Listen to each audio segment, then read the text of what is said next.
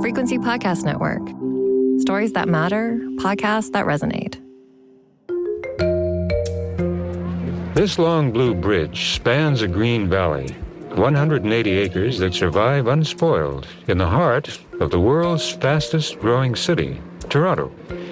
A bridge that leads to a complex of enormous chambers scattered down the hillside and designed as incredible playrooms to intrigue young and old and attract them from the world over to the Ontario Science Centre.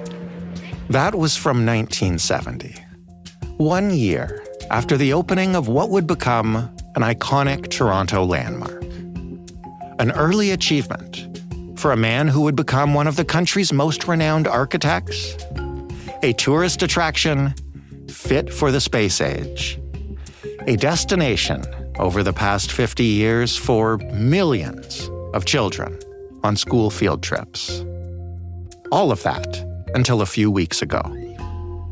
It has certainly come as a huge shock to the community and advocates who have been fighting to protect the Ontario Science Centre. But the Ford government says that in just a matter of months, the facility will no longer be structurally sound for the public. And with that, today was the last day it was open.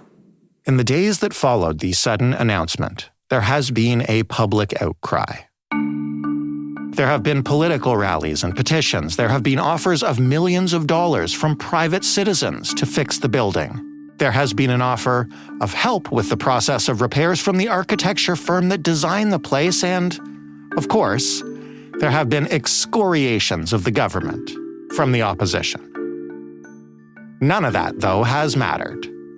Despite some reports that the building could actually be fixed fairly easily, it will remain closed until it's moved to a new location, which could take years. Why did this decision come so suddenly and late on a summer Friday afternoon? Why is there so much disagreement about how easily the building could or could not be fixed? Who wins when the Science Centre ends up in downtown Toronto? And why do so many Ontarians care so much about a 50-year-old building anyway?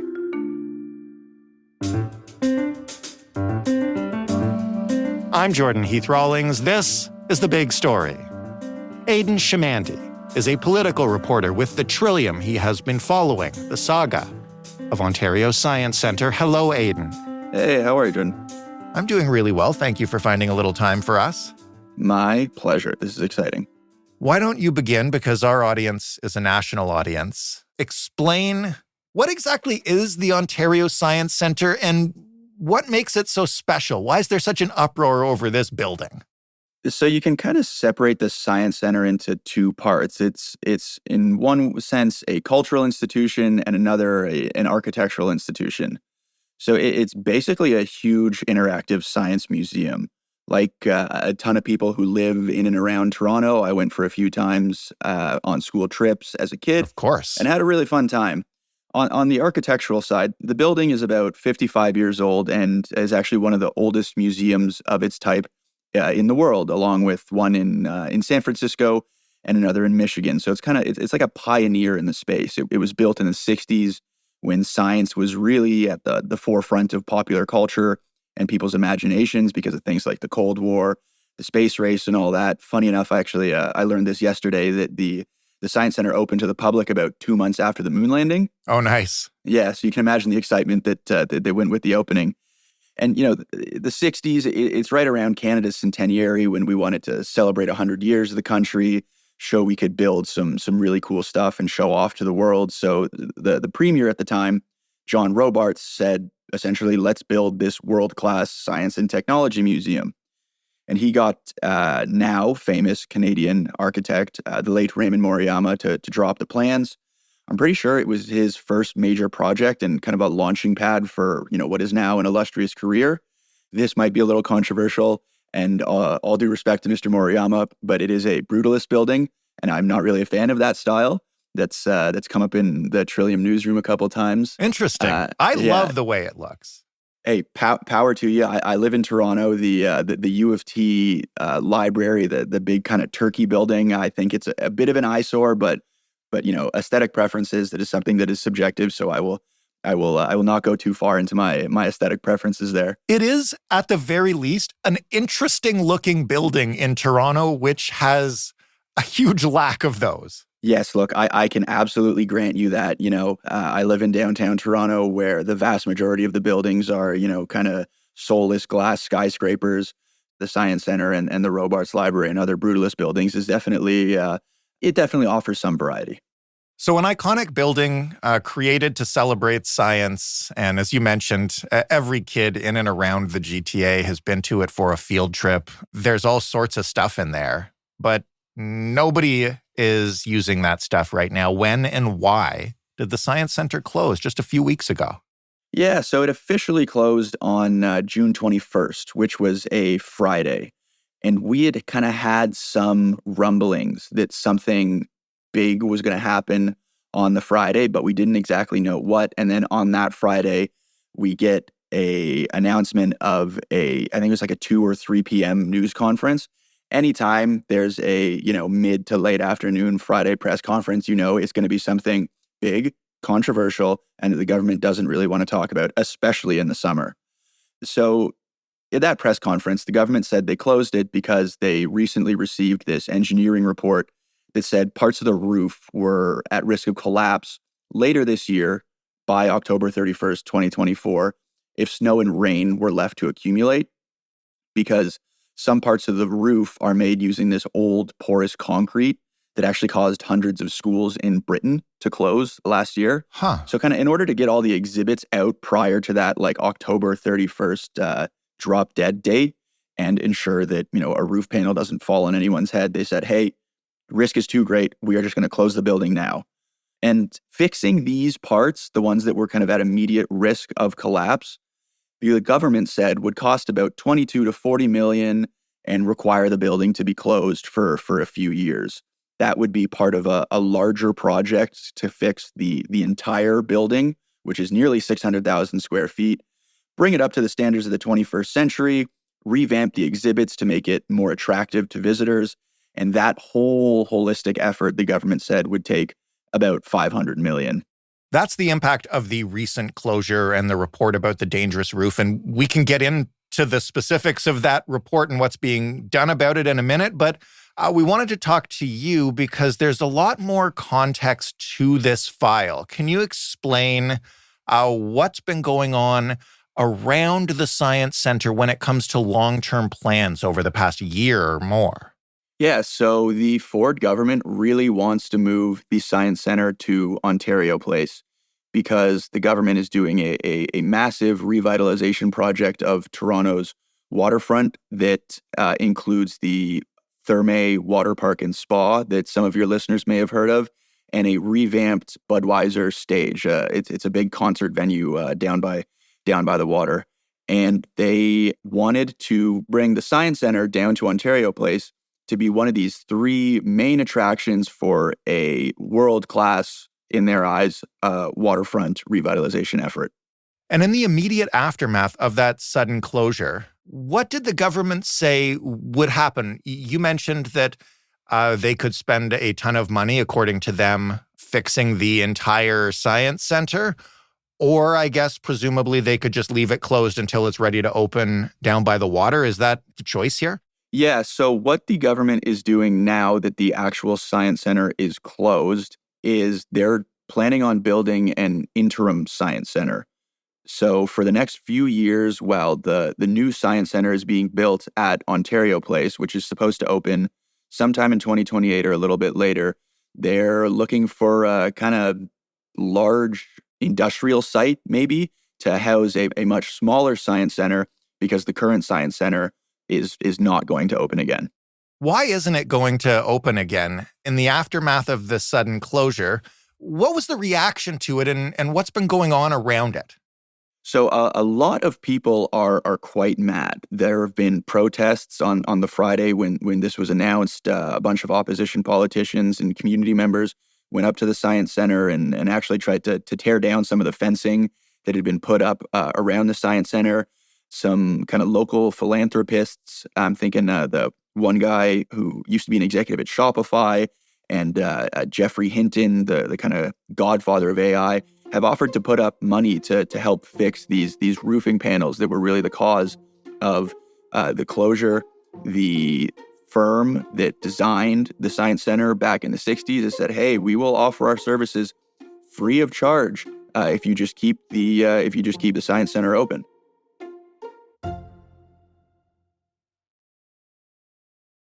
Do we know exactly what it would take to fix the Science Center enough to keep it open? Because I understand there's a lot of controversy around what the government says here and what other analysts have said. Yeah, so the engineering report itself said it would take less than $1 million to fix these specific roof panels that are at risk of immediate collapse. And that could be done without closing the Science Center. The government is saying they're not really conceding that point, but what they are saying is if we were to fix these roofing panels that are at risk of immediate collapse, we would want to do it as part of a kind of larger effort to fix all of the roofs. That would take anywhere from $22 to $40 million, would require the Science Center to close. And that's just not really a path that we want to take. So we're just going to close it for now. So have they commented on any of the offers to help the repairs be made or to keep the Science Center open? Or is this just, the decision has been made, that's it, they walk away? Definitely more of the latter. Everyone in the Queen's Park Press Gallery has been trying for the past week, 2 weeks to get the government to comment on this, and they either do not comment or they will put forward the line about the Science Center needs a larger revitalization. That's not something we're really prepared to do at this point. Okay, so leaving that aside, the Science Center is then moving down to the waterfront at some point. What is the reaction to that new location? And, listen, give or take a little bit of space in a couple of years, in the big picture, what's wrong with a beautiful new Science Center down by the waterfront? So Science Center advocates say that the location at the current site in Toronto's northeast is really important because it's actually at the geographic center of the city of Toronto. And that location was intentionally chosen by the premier at the time to be an attraction that is for everyone in the GTA, everyone in Ontario that is not, at, the waterfront or downtown Toronto. It allows people from all over the GTA and the province to more easily access it than going all the way downtown. It's also in a poorer neighborhood where a lot of new Canadians live, and it serves as a place for good jobs, kind of community hub. The downtown is much harder to get to. Traffic is obviously very difficult. You can imagine a bunch of school kids getting on a school bus trying to navigate Toronto traffic midday. That's not exactly easy, and it's not exactly well served by transit. And one kind of ironic thing about the Science Center being at the current site is that the Ford government is planning a massive subway expansion that would serve this exact area. And one of the stations is going to be called Science Center Station, but the Science Center will obviously no longer be there. And they also haven't really commented on whether or not they're going to rename that station. I don't want to prejudge this government by asking this question, but I'm sure as you know and your colleagues know, and we've done an entire series about this on this podcast, the government does have somewhat of a history of being seen to be favoring developers in making these kind of decisions. What do we know about who's building the new Science Center and how did they bid on it and how transparent was that and what kind of connections do they or don't they have to the Ford government? Yeah, so in terms of who wins when the Science Center moves from its current site, I don't really want to speculate on who would win if the Science Center wasn't at its current location, because nothing about the future plans for that are really firmed up. What I will say, though, is that the Science Center, where it currently lives, is in a ravine. It's on a floodplain. Building anything there is extremely difficult, risky, and goes against, basically all planning laws in the city of Toronto and the province of Ontario. But the big winners in the move to Ontario Place are those other tenants. Therme, the company behind that water park and spa, and Live Nation, the folks behind the new concert venue. As part of their leases with the province for the waterfront, the province has promised to provide more parking that is currently available. So what the government is basically thinking of doing is twinning the Science Center move with a new parking garage near the water. And this was kind of explicitly laid out in an Auditor General report on the Science Center move from last year. And I will just read a quote here. It says, "The submission proposed that the new parking be integrated with the new Science Center building in order to dispel public/stakeholder concerns relating to cost and impact on the environment." So basically, the government had to provide parking under the terms of the lease. Parking garage, very expensive, potentially environmentally harmful. If we move a beloved institution like the Science Center down to the waterfront and build a parking structure under it that also serves these other two tenants, we can kind of kill two birds with one stone here. What happens in the short term to the Science Center? You mentioned it's going to be moved to a different facility, a bunch of different facilities. Like, I know some of the people listening haven't actually been inside the Science Center, but there is like an incredible ton of really complex stuff. I'm just imagining some of the exhibits. Like, what are they going to do with this stuff? Oh, yeah. I don't envy the people who are tasked with moving some of these exhibits. We actually had on our own podcast, the old Science Center CEO on yesterday, and she was saying, like, these are not exactly modular exhibits that, you can just up and move to a storage container to be brought down to the new Science Center when it is built. So frankly, don't know how they're going to do that. But yeah, in the interim, there is going to be some kind of interim, as they are saying, Science Center somewhere in the geographic location of Toronto. It's going to be very small, about 50,000 to 100,000 square feet compared to about 600,000 of the current site. And the new site is going to be at the waterfront, constructed sometime in 2028. What comes next? What are you still looking to find out on this story? And because I know I've seen a lot of editorials written, a whole lot of petitions being circulated. As you mentioned, there were those protests. Is this already a done deal and we just kind of write it off and say goodbye to this building? So what's going to happen with the current Ontario Science Center site is still kind of up in the air, because last week, Toronto City Council was making some noise about investigating whether or not the city could take the building over and run it and repair it. I'm a little skeptical about that effort, considering, this is an old building that does need a lot of repair, and it costs a lot of money to operate a science center, and Toronto's books are not exactly in the green right now. As far as the move down to Ontario Place, if I'm a betting man, I would say, yeah, this is a done deal, because, it is called the Ontario Science Center. The province does own the building, and they have given themselves a lot of power over the last year and a bit to kind of speed this process along and, speed up construction timelines and exempt themselves from kind of environmental planning laws. And it's because it is such an integral part of the larger waterfront redevelopment project. This is something that, the province really wants to see through, really wants to get done. And again, if I'm a betting man, I would bet that they do get done. Aidan, thank you so much for this. It's great to talk about a place we both remember fondly, and I'm sure a lot of people listening do, and even to introduce listeners outside of Ontario to the strange and I guess now sad saga. Thanks for the time, Jordan. This has been a lot of fun. Aidan Chamandy reporting for the Trillium. That was The Big Story. For more from us, head to thebigstorypodcast.ca.